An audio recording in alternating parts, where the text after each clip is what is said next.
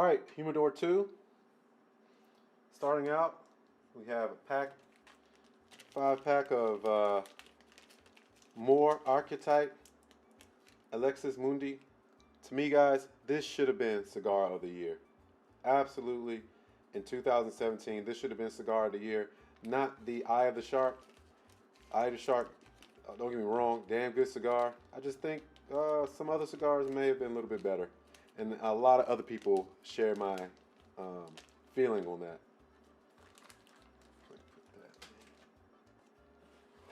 Then another box of Aging Room F55. You've probably already seen video of my review and reasoning why you should have a box of these. If you have the space, get a box of these, guys. Get a box. Come on. And I have some more cigars here. As I said before, I want to get into, once in a while you want to have some lighter cigars. Most of these cigars in here are very strong. Gotta have some lighter cigars in your repertoire. And these are the Padron, the Mazio.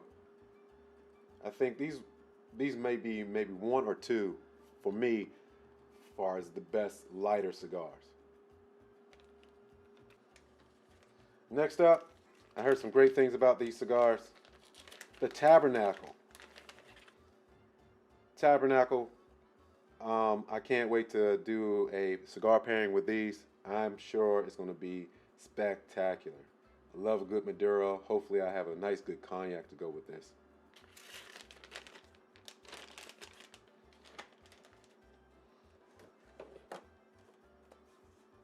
My father's Flor De Las Antillas, Flor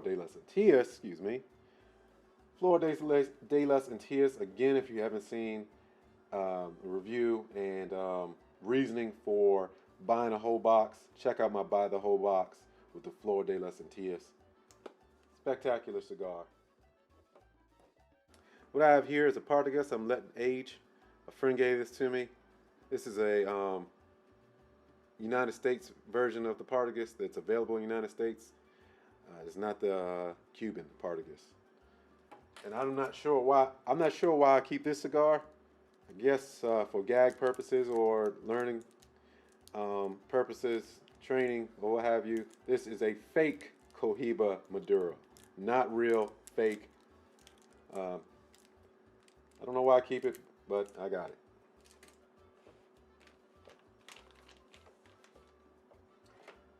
Also, this is another one of my humidifications. This is the Dry Mistat. Dry Mistat humidification works really well. I'm very impressed with this. I have not had to refill this yet, so that's a tribute to the humidor itself, locking in the moisture, but also I believe these are just doing a very good job.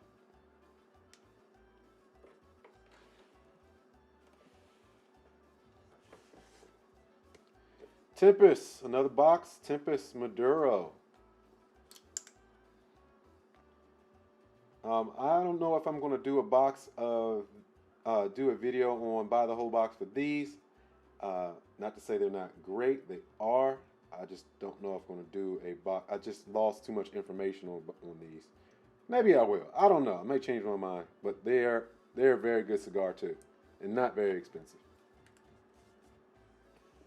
All right, almost at the top. I want to tell you about everything that's in here. I even want to tell you about cigars that aren't that great. Not too impressed with these. I cannot tell you you should look into buying these. So there you go. Look into not buying these. Gotta have Patron. If you don't have Padron, it's not Patron, but Padron. Whoa.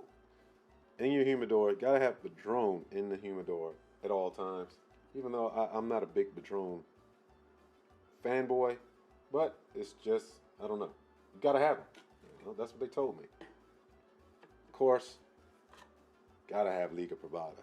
Now that is what I'm a fanboy of. I love Liga Privada #9. It just will happen in my humidor. And I believe one of the best lighter cigars, Angelinos. This is Angelinos by God of Fire. Spectacular cigar. So Arturo Fuente Gran Reserva and Arturo Fuente Añejo. Oliva Serie G. I don't usually have Churchill size cigars because I don't have the time. And speaking of which, I'm not sure when I'm ever going to smoke this, but I got them. I'm gonna take good care of them. Got a Alex Bradley Vice Press, which doesn't exist anymore. Part of the reason why I still have it. Super large cigar, as you can tell. I don't know when I'm gonna smoke it because I don't want to, but I want to. It's one of those things. Herrera Esteli. Now, this Herrera Esteli, I bought a few of them. First one I smoked, I was very, very, very disappointed. Third one I smoked, it was outstanding. So I want to make sure I have one of these in one hand at all times too. Outstanding. Just give some time. Give it some time. Don't smoke it right away. Of course, you gotta have the Alex Bradley Prensado.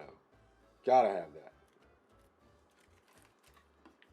And I think this is one of AJ Fernandez and his mashups or his collaborations that he did with H. Upman. I think this is probably the best one so far of all the AJ Fernandez collaborations. All right, that's Humidor number 2. Let's go to Humidor number 3. I just can't count today.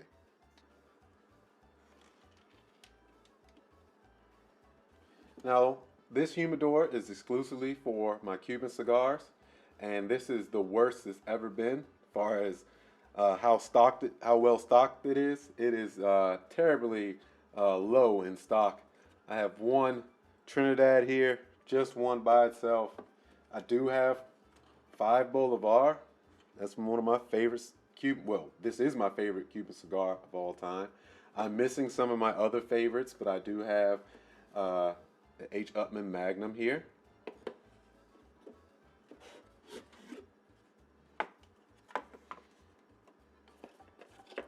A couple of the Romeo y Julieta in Churchill. Again, I'm not sure when I want to smoke it because I want to savor it, but the Churchills are so big. Cohiba Siglo 2. I think I have 1 or 2 in here. And Partagas Serie D number 4. This is a very good Cuban cigar. Definitely try them out if you can. And I say you can because, like you see here, they're not very easy to get in the United States. They are extremely finite, and you have to make sure, you have to have some friends. And my friends that usually give me my supplies, and we haven't been able to get link up properly. So that's the deal with Cuban cigars. I'm not going to have the best ones all the time. All right, let's go for a recap. Okay, ladies and gentlemen, that's my Humidor tour of my 3 Humidors. Hope that entertained or helped you figure out what cigars you might want to have in your Humidor, what whole boxes you may want to make that big step with. I also told you about a few cigars that I'm not too proud of or let me down a little bit. If you're interested in seeing more videos like this,